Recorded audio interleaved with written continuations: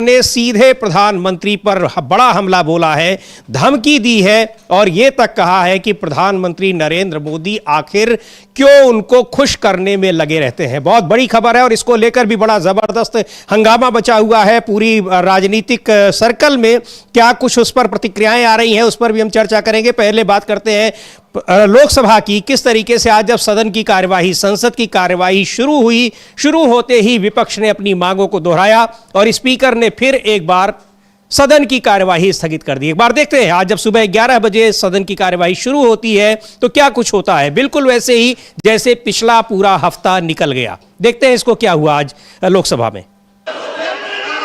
माननीय सदस्य, मैं पुनः आग्रह कर रहा हूं आपसे, सबको बोलने का अवसर है। नियम प्रक्रिया से किसी माननीय सदस्यों को बोलने से नहीं रोका जाता। बजट के अंदर बोले, अन्य विषयों पर बोले, सदन आपका है, लेकिन सदन नियम प्रक्रियाओं से बोला जाता है। सदन की कार्रवाई आप प्रश्नकाल में नहीं करना चाहते हैं, सदन की कार्रवाई आज 12 बजे तक के लिए स्थगित की जाती है। तो यहां पर स्पीकर ओम बिरला अपनी बात कह देते हैं और सदन की कार्यवाही स्थगित हो जाती है। इसी तरीके से लगातार चल रहा है और जैसे राष्ट्रपति के अभिभाषण पर कोई चर्चा तक नहीं होने पाई और इसलिए चर्चा नहीं होने पाई कि लीडर ऑफ अपोजिशन यानी नेता प्रतिपक्ष को ही बोलने नहीं दिया गया। पर स्पीकर अपनी बात कहते हैं और उसके बाद कार्यवाही स्थगित होती है। अब सवाल यह उठता है कि सदन कैसे चलेगा, यह कौन तय करेगा, कैसे सुनिश्चित किया जाएगा। यह जिम्मेदारी भी तो स्पीकर पर है। केवल विपक्ष को वो आलोचना करते हुए कि आप ऐसे नहीं होगा, वो तो अपनी मांग कर रहे हैं, अपनी मांग रख रहे हैं। आप उनकी मांग को सुनेंगे नहीं तो वो क्या करेंगे, और आप उसके बाद सदन की कार्यवाही स्थगित कर दे रहे हैं। तो कार्यवाही स्थगित करना सदन का संचालन नहीं होता है, यह समझना होगा। लेकिन अब लग रहा है अविनाश जी कि विपक्ष आर पार की लड़ाई के लिए तैयार हो गया है, अविश्वास प्रस्ताव लाने की तैयारी हो रही है। नहीं, बिल्कुल, क्योंकि जिस तरीके का उनका बयान ओम बिरला का आया है कि नियम कायदे कानून से सदन चलेगा और सबको बोलने का मौका मिलेगा। अरे भाई, आपने बोलने का मौका दिया किसको? बिल्कुल भाई, आप अगर विपक्ष के नेता को बोलने का मौका नहीं दे रहे हैं तो फिर आप किसको बोलने का मौका देंगे? सिर्फ सत्ता पक्ष के लोगों को बोलने का मौका दिया जाएगा क्या? वहां विपक्ष अगर विरोध प्रदर्शन भी दर्ज कराना चाहता है तो उसकी भी अनुमति नहीं दी जा रही है। और जिस तरीके से सदन को कार्रवाई अचानक स्थगित की जा रही है, और आमतौर पर देखा यही गया है कि भाई ये कहा जाता है कि सत्ता पक्ष के ऊपर ये जिम्मेदारी होती है कि वो सदन चलाए। विपक्ष का काम जनता के मुद्दे उठाना है। आप जनता के मुद्दे उठाने से विपक्ष को नहीं रोक सकते, लेकिन यहाँ उल्टा हो रहा है। यहाँ सत्ता पक्ष की तरफ से शोर शराबा मचाया जा रहा है और सत्ता पक्ष के कुछ सांसद खड़े होते हैं और उसके बाद तुरंत ही सदन की कार्रवाई स्थगित कर दी जाती है। बस कोशिश यही चल रही है कि विपक्ष की तरफ से, खासतौर पर जो राहुल गांधी की तरफ से जो मुद्दा राष्ट्रीय सुरक्षा का उठाया गया था, उसको उठाने ही नहीं दिया गया। और ना तो विपक्ष के नेता को बोलने दिया गया सदन में और ना ही प्रधानमंत्री की तरफ से जवाब दिया गया। और जिस तरीके से राष्ट्रपति का धन्यवाद प्रस्ताव पारित किया गया, संभवतः इस तरीके से भारतीय इतिहास में कभी भी धन्यवाद प्रस्ताव पारित नहीं हुआ हो। बिल्कुल कभी नहीं हुआ होगा कि यहाँ की कोई चर्चा ही नहीं हुई, लीडर ऑफ अपोजिशन को नहीं बोलने नहीं दिया गया और प्रधानमंत्री को आने ही नहीं दिया गया। प्रधानमंत्री को बताया गया कि आपके लिए लोकसभा में खतरा है, कांग्रेस की महिला सांसद आपके ऊपर हमला कर सकते हैं, तो आप मत आइए। इतना हास्यास्पद तरीके से स्पीकर ओम बिरला ने यह दलील रखी है जिसको लेकर देश क्या पूरी दुनिया में हंसी उड़ाई जा रही है, मजाक के पात्र बन गए हैं। लेकिन यहां किसी तरीके से संसद की कार्यवाही को स्थगित करना। और अब एक बार फिर खबर आ रही है कि 12 बजे फिर जब असेंबल हुई तो तुरंत ही स्पीकर ने फिर उसी तरीके से कार्यवाही का, सदन का संचालन किया और अब कार्यवाही 2 बजे तक के लिए स्थगित हो गई है। अब यानी 2 बजे स्थगित हुई है, यह मांग फिर शुरू रहेगी, फिर हो सकता है कि दिन भर तक के लिए स्थगित हो जाए। इसलिए यह बात हम कह रहे हैं क्योंकि पिछले एक हफ्ते से लगातार ऐसे ही चल रहा है। लेकिन अब स्पीकर शायद यह काम बहुत दिनों तक नहीं कर पाएंगे क्योंकि इसको लेकर पूरा विपक्ष स्पीकर पर हमलावर है कि स्पीकर सदन का संचालन नहीं कर पा रहे हैं। सीधा सीधा आरोप है, उनके खिलाफ अविश्वास प्रस्ताव लाने की तैयारी हो रही है। कांग्रेस सांसद और राष्ट्रीय महासचिव केसी वेणुगोपाल क्या कह रहे हैं, सुनते हैं उनको। लोकसभा में जो कुछ हो रहा है, संसद में जो कुछ हो रहा है और खास तौर पर स्पीकर ओम बिरला की जो कार्यशैली है उसको लेकर उन्होंने क्या कहा है। You see what is happening in the parliament now. As per the parliamentary rules and procedure, Shaktran called, leader of opposition is actually a shadow prime minister. You can see in this session leader of opposition is not been allowed to speak anything in this house. You can see that the government side can say anything. With the derogative remarks, they can attack anybody, those who are not alive also. And the Honorable Speaker himself is making allegation against the Congresswomen MPs. Well, there is no space for opposition in this house at all. Whether it is leader of opposition or any other opposition leader, party leader, they are not getting any chance to speak. They are not even allowed. This is in the, you can verify, you can check the records of this parliament, this house. This type of attitude towards the opposition is not happened any time.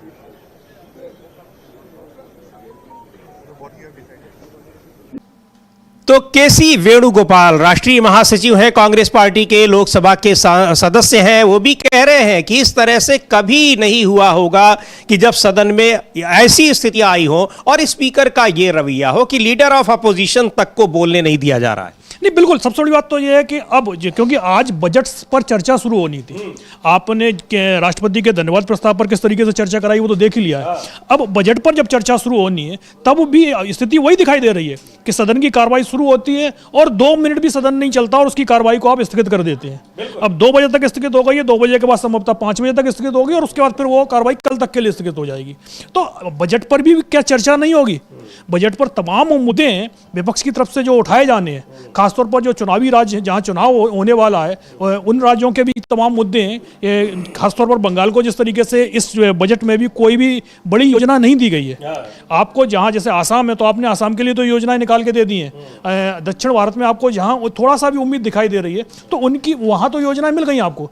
लेकिन बंगाल के साथ जो ममता बनर्जी का लगातार कहना है कि बंगाल के साथ पूरे 11 साल हो चुके हैं, 11 साल से लगातार जो सौतेला व्यवहार चल रहा है कि भाई आप बंगाल देश में ही आप आप उनको सिर्फ इसलिए कि भाई बीजेपी वहां नहीं जीत पा रही है या बीजेपी के सहयोगी नहीं जीत पा रहे हैं तो आप किसी भी राज्य को इस तरीके से सजा नहीं दे सकते हैं।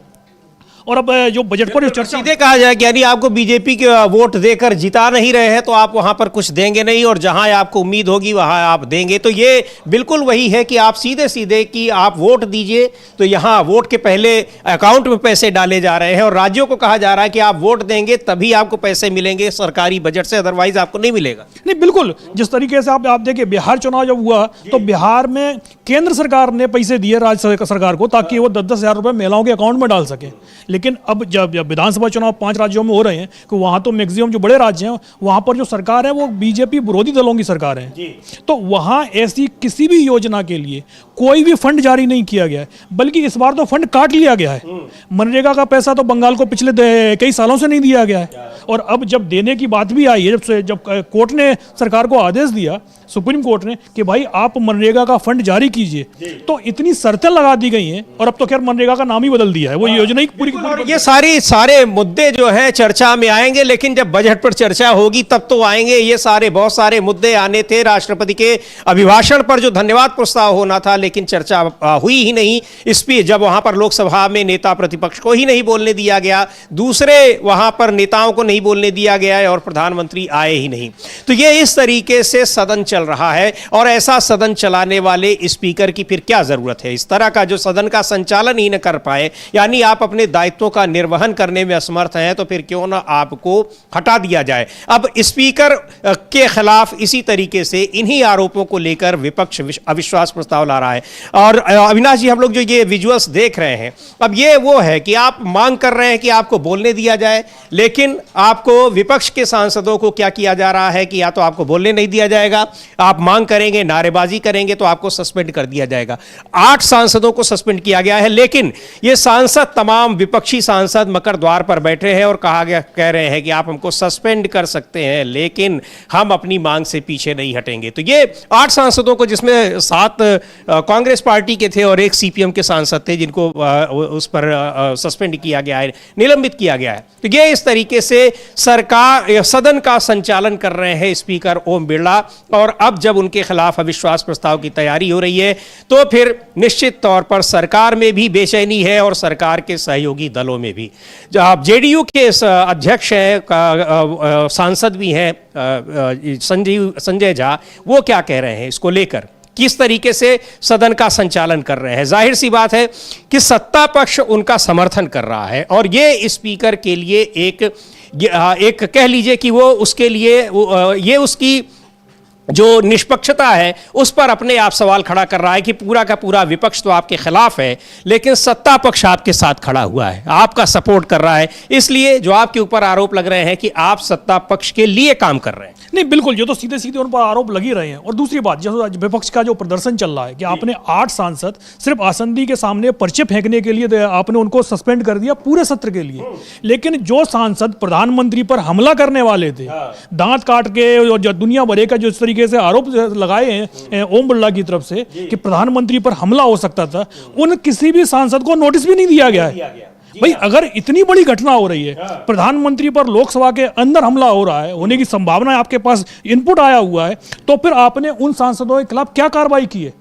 अगर कोई कार्रवाई नहीं की तो भी जवाब आपको देना पड़ेगा। यही जवाब मांगा जा रहा है, यही पूछा जा रहा है कि आपने क्यों झूठ बोला। उसी दिन कहा था प्रियंका गांधी ने और विपक्ष की तमाम महिला सांसद, वो तो उनके खिलाफ कानूनी कार्रवाई करने के लिए भी तैयारी की जा रही है, लेकिन यहां पर अब अविश्वास प्रस्ताव पहले लाया जाएगा। शायद विपक्ष पहले ये काम करने वाला हो, यानी घिरे हुए हैं ओम बिरला, और जिस तरीके का उन्होंने आरोप लगाया वो उसमें तो वो कई एंगल से घिरे नजर आ रहे हैं कि या तो आप साबित करिए, आप बताइए कि किस तरह के आपके पास इनपुट्स थे तो आपने उनके खिलाफ क्या कार्रवाई की, इनपुट्स थे तो आपने उसको 24 घंटे तक अपने पास क्यों रिजर्व में रखा, उसके पहले क्यों नहीं जानकारी दी, खुफिया एजेंसियां क्या कर रही थी, वहां के मार्शल क्या कर रहे थे, और अगर इतने खतरनाक इनपुट्स आपके पास थे तो आप उसकी इंक्वायरी क्यों नहीं करवा रहे हैं? बहुत सारे सवाल उनमें हैं, क्योंकि उनको लगा कि एक झटके में कह देंगे और चीजें साफ हो जाएंगी, लेकिन शायद ये भूल जाते हैं बार बार कि वो स्पीकर की कुर्सी पर बैठे हुए हैं।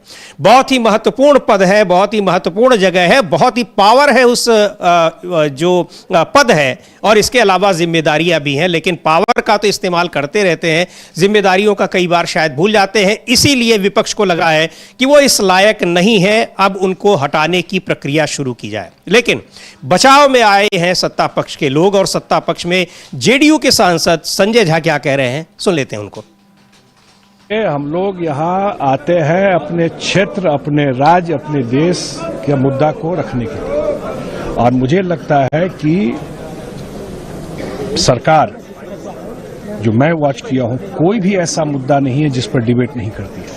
आपको ध्यान होगा कि एसआईआर पर भी डिबेट का लिए हल्ला कर रहे थे, तो डिबेट हुआ पूरा इलेक्शन कमीशन को लेकर के, एसआईआर पर भी सब बात रखे। हमको नहीं लगता है ऑपरेशन सिंदूर पर बोल रहे थे, तो डिबेट हुआ। तो कोई ऐसा मुद्दा नहीं है जिस पर सरकार अपना बात रखने के लिए, अगर आप डिबेट करना चाहता है, सरकार पीछे है। और अगर कोई भी हाउस चलता है तो वो नियम से चलता है। हाउस चलाने का किसके हाथ में? स्पीकर साहब देते हैं, वही नियमन देते हैं। और एक बार उन्होंने अगर ये कह दिया कि भाई जो किताब नहीं छपा उसको यहाँ उद्धृत मत कीजिए, इसमें क्या गलत है? उन्हीं का नियमन फाइनल होगा ना, जिनके स्पीकर रहे कांग्रेस के, तो कैसे चलता था हाउस? तो क्या गलत है? ये असल में उस फ्रेम से निकल ही नहीं पा रहे हैं कि भाई हम 11 साल से बाहर हैं और जनता बार बार मुझे चुनाव में हराती है। आज भी वो डाइजेस्ट नहीं कर पा रहे अपने हाथ। तो ये वहां पर विपक्षी सांसद उनको हटाने की तैयारी कर रहे हैं, लेकिन बचाव में आ जा रहे हैं सत्ता पक्ष के सांसद। अभी इन्हीं का बयान आया है, उसके बाद हो सकता है कि और भी बयान आए, लेकिन विपक्ष की ये तैयारी अब बिल्कुल माकूल है और लग रहा है कि बहुत जल्दी इस पर कुछ होने वाला है। लेकिन सत्ता पक्ष का बचाव में आ जाना बिल्कुल, अविनाश जी, बिल्कुल वैसे ही नहीं लग रहा है जैसे चुनाव आयोग, मुख्य चुनाव आयुक्त के खिलाफ कुछ भी आरोप लगे, उनसे कोई सवाल पूछा गया, तुरंत उनके बचाव में सत्ता पक्ष के लोग आ जाते हैं, स्पीकर के बचाव में आ जाते हैं, इससे पहले सभापति के, राज्यसभा के सभापति के बचाव में आ जाते हैं। तो सत्ता पक्ष क्यों बचाव करने लगता है, और आरोप उस पर यही लगते हैं कि ये इन पदों पर बैठकर सत्ता पक्ष के लिए काम कर रहे हैं। नहीं, बिल्कुल सबसे बड़ी बात तो ये है कि चाहे सदन की कार्रवाई हो, आमतौर पर सदन की कार्रवाई तो कैमरे के सामने चलती है, तो सब कुछ दिखाई देता है। लेकिन लोकसभा स्पीकर का जो चैम्बर होता है वहां तो बड़े सामान्य तरीके से बात होती है। लेकिन अभी हम पिछले दिनों जो वीडियो आए थे लोकसभा चैम्बर के, जो लोकसभा अध्यक्ष का जो चैम्बर है, उनका जो कार्यालय है, उसके अंदर जो बैठक बुलाई गई थी उसमें भी जिस तरीके का टकराव हुआ सत्ता पक्ष और विपक्ष के बीच में, तो वो साफ दिखाई दे रहा था कि जो विपक्ष है वो अध्यक्ष की कार्यप्रणाली को लेकर पूरी तरीके से नाराज है। आपकी बात आप उन्हें अपने कार्यालय में भी बोलने की अनुमति नहीं दे रहे हैं। जिस तरीके से सत्ता पक्ष के लोग, वहाँ किरण रिजिजू भी थे, संसदीय कार्य मंत्री उपस्थित थे, और उनके सामने जिस तरीके से विपक्ष की आवाज को आप बंद कमरे में भी दबाने की कोशिश कर रहे हैं। यहाँ से पार्लियामेंट में तो साफ साफ दिखाई दे रहा है कि किस तरीके से राहुल गांधी को बोलने से बार बार रोका गया, और उसके बाद राहुल गांधी का भाषण पूरा भी नहीं हुआ था, आपने कहा कि भाई अब हम अगले जो नेता हैं उनको बोलने का मौका देते हैं। तो उसके बाद आपने देखा कि विपक्ष की तरफ से तो सब मना कर दिया गया कि भाई जब तक जो नेता विपक्ष नहीं अपनी बात रखेगा, उसके बाद विपक्ष के दूसरे सांसद कैसे बात अपनी रख दें। तो अब वही स्थिति दिखाई दे रही है कि कोई भी मुद्दा, चाहे वो ट्रेड डील का मुद्दा हो, विपक्ष के पास ट्रेड डील का भी मामला है कि किस तरीके से ट्रेड डील की गई है, और उस तमाम मुद्दे हैं जिनको लेकर विपक्ष सरकार से सवाल पूछना चाहता है। लेकिन सवाल तो तब पूछा जाएगा जब सदन चलेगा। आप सिर्फ ये कह देंगे कि भाई सदन की कार्रवाई नियम कायदे कानून से चलेगी, लेकिन क्या नियम कायदे कानून सिर्फ विपक्ष के लिए है? सत्ता पक्ष के लिए कोई नियम कायदा कानून नहीं है। अगर जो राहुल गांधी हैं एक किताब का जिक्र करते हैं तो आप उस पर रोक लगा देंगे, लेकिन जब वही 1 दर्जन किताबें लेकर बीजेपी के सांसद पहुंचेंगे तो फिर कोई रोक नहीं है उस चीज के लिए। वो किताबें भी दिखा सकते हैं, राहुल गांधी जिक्र भी नहीं करेंगे, और यदि निशिकांत दुबे हों जो बीजेपी के सांसद हैं तो फिर वो किताबों को दिखाएंगे भी और उन पर कोई कार्रवाई भी नहीं होगी। बिल्कुल। और राहुल गांधी पूछ रहे हैं कि मौजूदा सरकार क्या कर रही है। उस पर मौजूदा सरकार के समय के जनरल ने ये टिप्पणियां की है, सरकार पर सवाल उठाए हैं, और उसको नहीं पूछने की अनुमति दी जाएगी, उसका जिक्र नहीं कर सकते हैं। और जो बता रहे हैं अविनाश जी की निशिकांत दुबे लाएंगे तो कहेंगे कि जवाहरलाल नेहरू ने क्या किया था, उन्होंने क्या किया था, इंदिरा गांधी ने क्या किया था, और उसको पूरी अनुमति दी जाती है। तो ये स्पीकर की कार्यशैली है। इस कार्यशैली के स्पीकर को लगता है कि इस तरह का नहीं हुआ जैसा बता रहे हैं विपक्षी सांसद, और अब उनके खिलाफ उनको हटाने की प्रक्रिया शुरू की जाएगी। क्या कह रही हैं समाजवादी पार्टी की सांसद डिंपल यादव, एक बार उनको भी सुनते हैं। और सीधे सीधे कह रही हैं कि हाँ, उनके खिलाफ हम लोग अविश्वास प्रस्ताव लाने जा रहे हैं। उन्होंने बिल्कुल स्वीकार किया है, पुष्टि की है। सुन लेते हैं डिंपल यादव को क्या कहा उन्होंने।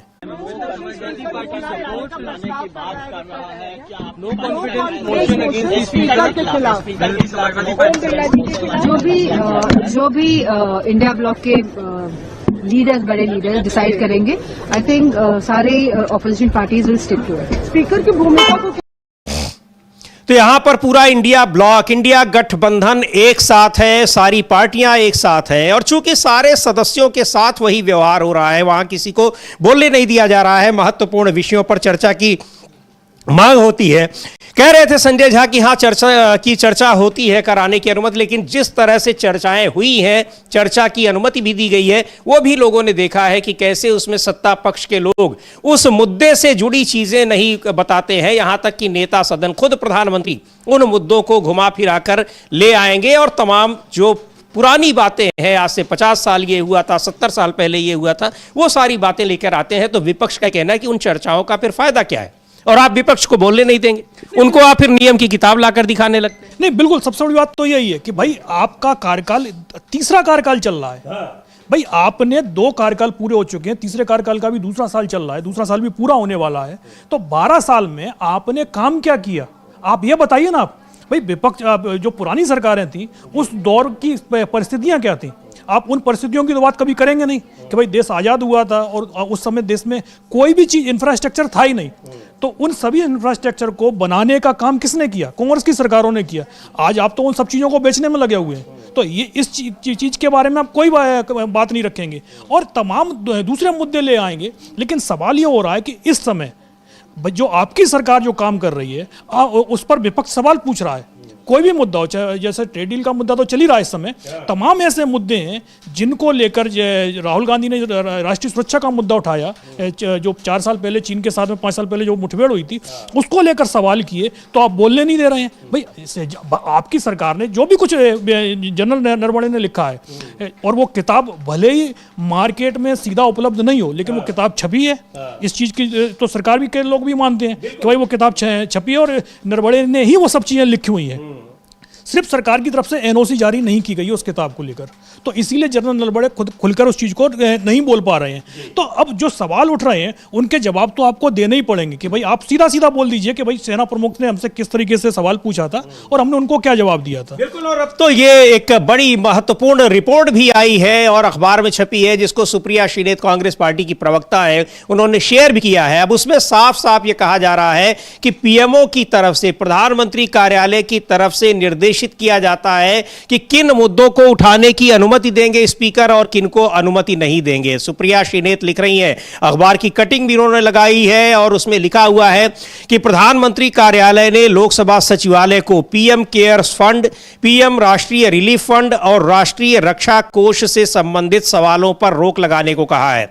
तो अब संसद भी सरकार से सवाल नहीं कर सकती कि हमारे लाखों करोड़ रुपए कहां और कैसे खर्च हो रहे हैं। कमाल ही है। और ये रिपोर्ट्स आई हुई है, अखबार की छपी हुई है, उसकी कटिंग भी उन्होंने लगाई है। यानी पूरी तरीके से ये बात स्पष्ट हो रही है कि किन मुद्दों को संसद के सदस्यों को उठाने की अनुमति दी जाएगी, किसको नहीं दी जाएगी। कई बार कई सांसदों ने ये शिकायत की है कि हमने जनहित से जुड़े मुद्दों को उठाने की बात की है, वहां पर अपना एप्लीकेशन दिया है, लेकिन हमारे सवालों को लिया नहीं जाता है। तो ये इस तरीके के इंस्ट्रक्शंस वहां से आ रहे हैं। यानी अभी तक जो कहा जाता था कि अखबारों को, मीडिया को किस पर बहस करनी है, किन खबरों पर आर्टिकल लिखना है, निर्देशित किया जा रहा था, अब संसद को भी पीएमओ से निर्देशित किया जा रहा है कि सांसद किस मुद्दे पर सवाल पूछ सकते हैं और किस पर नहीं पूछ सकते। नहीं, बिल्कुल, पहले तो स्थिति ये होती थी कि मीडिया में यदि कोई खबर आ जाती थी और उस पर संसद में चर्चा हो जाती थी, लेकिन आज कितने भी बड़े खुलासे हो जाएं, और अब जिस तरीके से ये जो रिपोर्ट आई है कि प्रधानमंत्री से जुड़े हुए मुद्दों पर आप कोई सवाल ही नहीं उठा सकते, चाहे वो कोई भी मुद्दा हो, चाहे पीएम केयर्स फंड का मुद्दा हो या राष्ट्रीय सुरक्षा से जुड़े हुए तमाम मुद्दे हों, जबकि इन सभी विषयों पर चर्चाएं होती रही हैं सदन के अंदर। लेकिन क्योंकि अब जिस इस तरीके की यदि रिपोर्टें आ रही हैं, तो फिर साफ साफ आप जिस चीज़ को छुपाने की कोशिश करेंगे तो सीधा सीधा जनता के मन में यही सवाल उठते हैं कि इन्हें छुपाया क्यों जा रहा है। भाई अगर कोई घोटाला नहीं हुआ है तो फिर आपको चर्चा पर सवाल का जवाब देने में दिक्कत क्या है। सबसे पहले तो आपने आरटीआई के दायरे से उन सब चीज़ों को बाहर कर दिया कि भाई ये आरटीआई के दायरे में नहीं आएंगे। पीएम केयर फंड्स जो बनाया गया वो इसीलिए बनाया गया कि ताकि भाई जवाब ना देना पड़ जाए।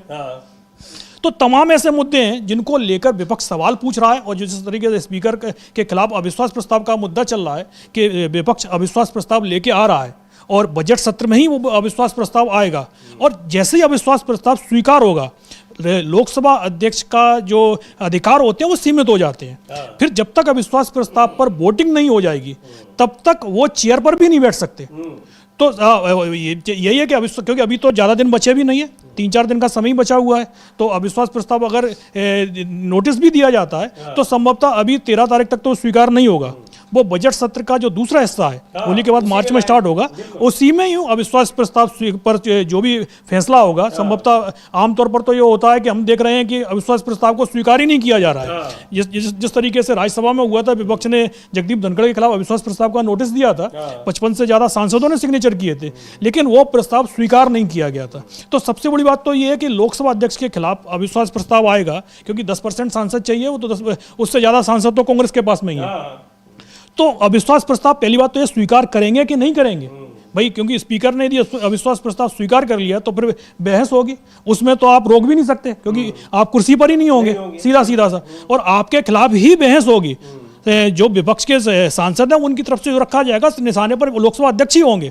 तो ऐसे में सबसे बड़ा सवाल तो ये है कि क्या लोकसभा अध्यक्ष उस प्रस्ताव को स्वीकार करेंगे कि नहीं करेंगे, क्योंकि निशाने पर वही है, निशाने पर वही है। और बार बार ये सवाल उठ रहा है कि विपक्ष के सदस्यों को बोलने नहीं देते हैं। और अभी अभी थोड़ी देर पहले ही डिम्पल यादव ने, समाजवादी पार्टी की सांसद हैं, उन्होंने भी मीडिया से बातचीत में कहा है कि विपक्ष के नेता जब बोलते हैं हमारा माइक बंद कर दिया जाता है, हमें बोलने नहीं दिया जाता है, जरूरी मुद्दों मुद्दों पर हमारे सवाल नहीं लिए जाते हैं, जिनके लिखित में जवाब देने होते हैं।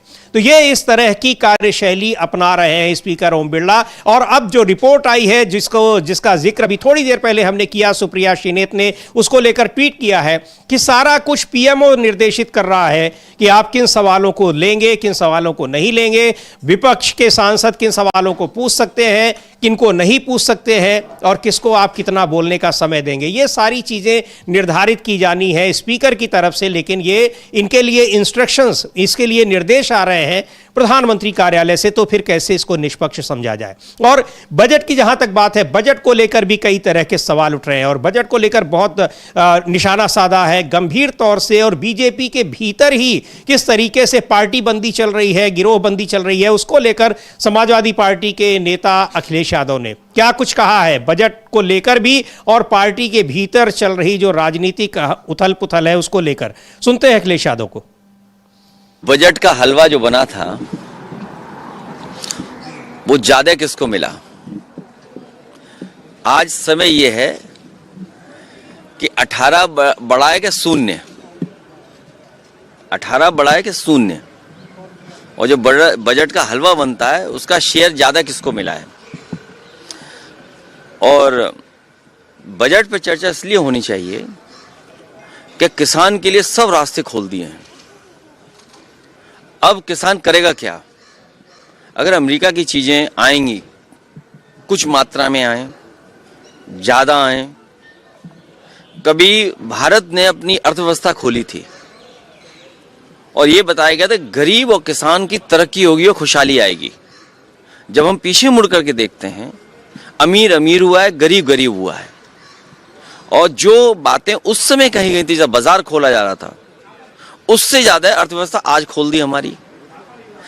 उदाहरण के लिए हमारे जानवर का भी फीड बाहर से आएगा।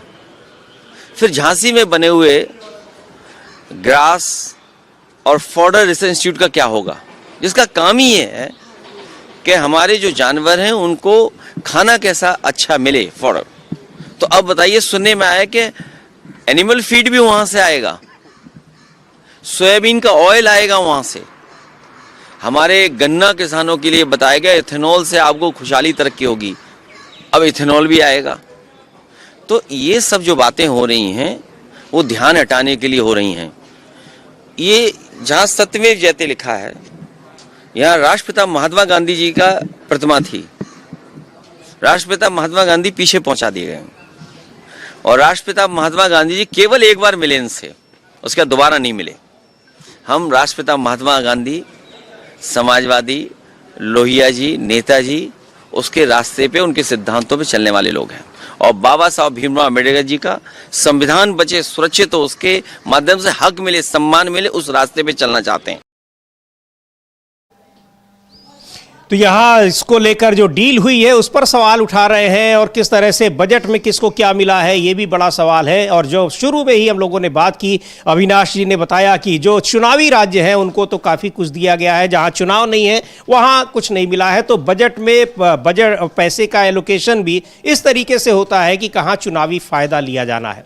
लेकिन यहाँ पर ये बजट की बात है, लेकिन जिस तरीके से सदन की कार्यवाही चल रही है, संसद की कार्यवाही चल रही है, उसको लेकर बहुत सारे सवाल उठ रहे हैं। और अब लोकसभा में नेता प्रतिपक्ष को भी अगर नहीं बोलने दिया जा रहा है, विपक्ष के सांसदों के माइक बंद किए जा रहे हैं, तो फिर सवाल उठ रहा है कि ये जनता के चुने हुए प्रतिनिधि जो आते हैं संसद में, ये फिर अपने मुद्दे, जनता से जुड़े मुद्दे उठाएंगे कैसे। और स्पीकर के खिलाफ अविश्वास प्रस्ताव की तैयारी हो रही है। क्या कुछ कह रहे हैं कांग्रेस के सांसद कार्ति चिदंबरम, उनको भी सुनते हैं। लेकिन लगता यही है कि अब स्पीकर ओम बिरला बुरी तरीके से फंसे। और आपको बता दें कि आज जब बजट सत्र का जो पहला हिस्सा है उसका आखिरी ये हफ्ता है, और आज भी कार्यवाही पहले 11 बजे जब शुरू होती है तो स्पीकर अपनी बात रख के सदन स्थगित कर देते हैं, फिर 12 बजे शुरू होती है, फिर स्थगित हो जाती है, और अब 2 बजे तक के लिए सदन की कार्यवाही स्थगित हो गई है। और इसी तरीके से पूरा बजट सत्र लगातार चल रहा है बजट पेश होने वाले दिन के बाद से।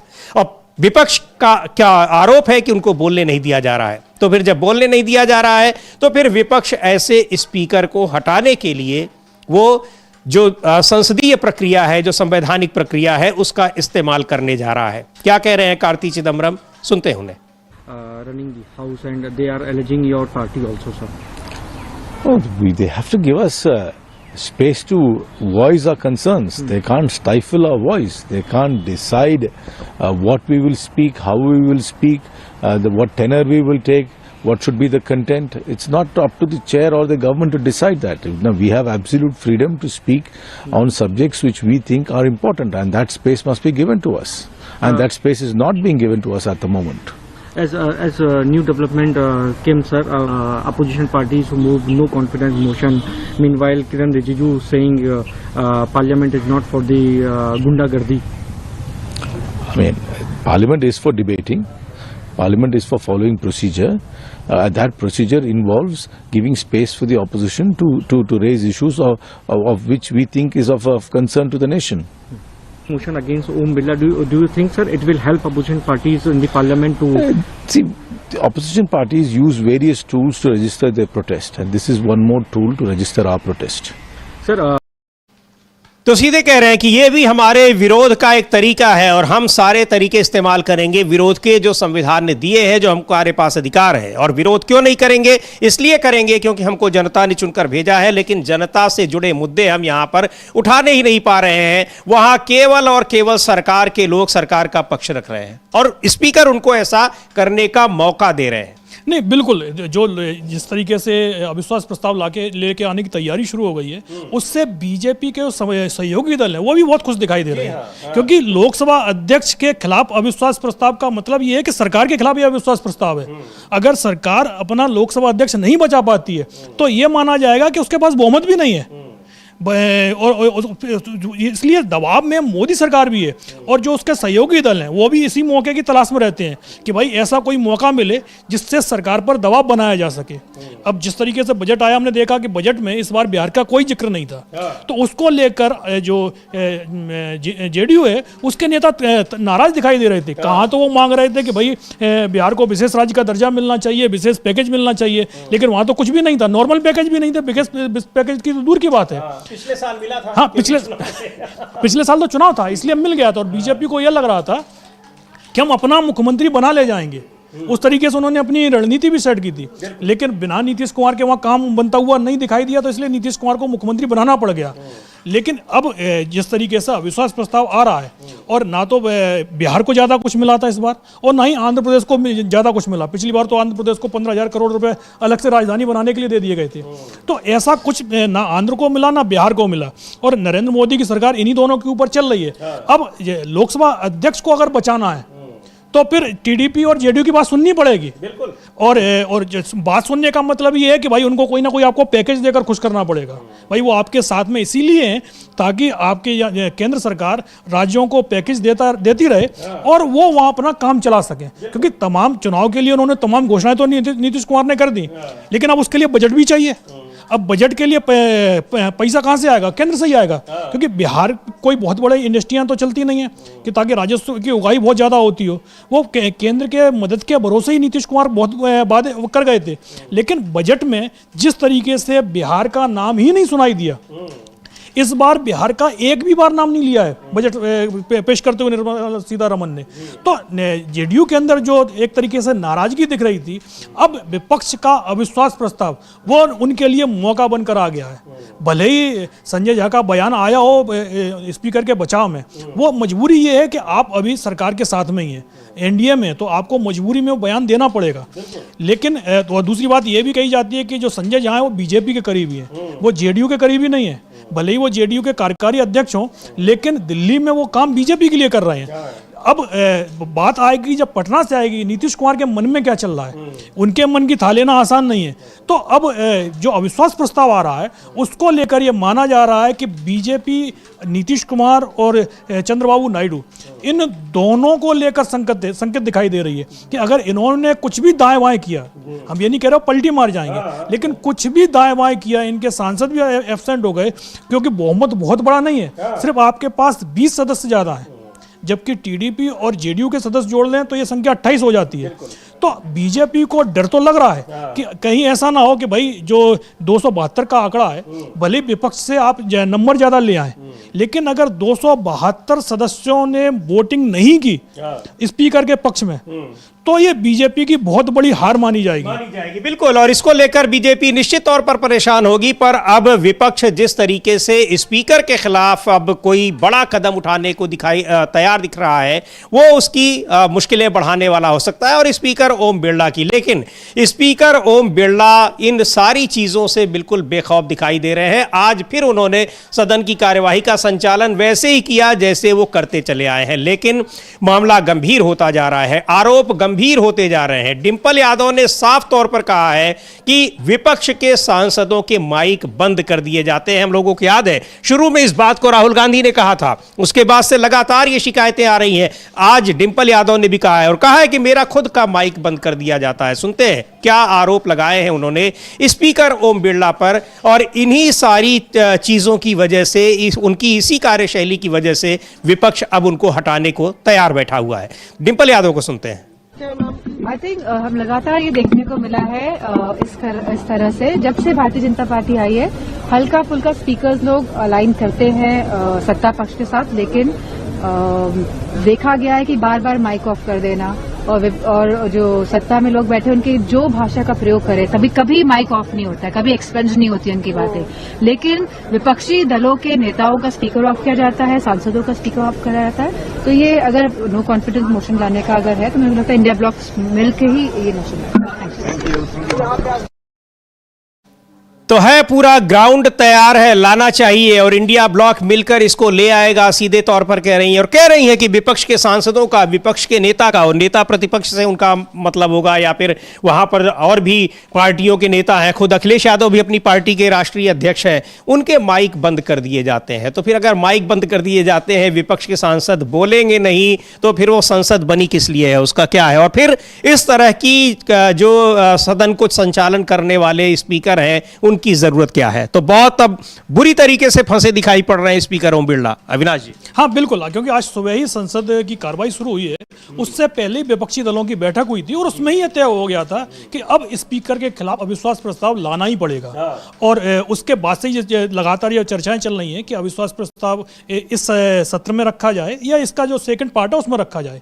और लेकिन ये तो क्लियर हो गया है कि अविश्वास प्रस्ताव आना ही है। और दूसरा, जिस तरीके से डिंपल यादव बोली कि हमारा भी माइक बंद कर दिया जाता है, वहां माइक ही बंद नहीं होता है। अगर विपक्ष का नेता कोई बात रख रहा हो, तो फिर जो कैमरे का फेस होता है वो उस नेता के ऊपर नहीं होता, वो तो स्पीकर साहब की ओर होता है, वो स्पीकर साहब की तरफ होता है फेस। अगर विपक्ष का कोई नेता कुछ भी बोल रहा हो, अगर विपक्ष की जो सांसद हैं वो कोई मुद्दा रख रहे हो या कोई नारेबाजी कर रहे हो, तब भी जो एक तो माइक बंद रहता है, और दूसरा कैमरे में उस समय स्पीकर ही चल रहे होते हैं। लेकिन अगर सत्ता पक्ष की तरफ से कोई सवाल उठ रहा हो, तो हम देखते हैं कि वो जो माइक होता है, बोल तो विपक्ष का नेता रहा है, लेकिन अगर वहां से कुछ आवाज उठ रही है तो माइक भी सत्ता पक्ष की तरफ ही चला जाता है। तो आपका माइक भी बंद होगा, आप कैमरे में भी नहीं आएंगे, और दूसरी बात यह कि यदि आप बोलने के लिए भी खड़े होंगे तो फिर आप क्या बोलेंगे ये भी स्पीकर और सत्ता पक्ष तय करेगा कि भाई हमको ये चीज नहीं सुननी है तो हम आपको ये बोलने भी नहीं देंगे।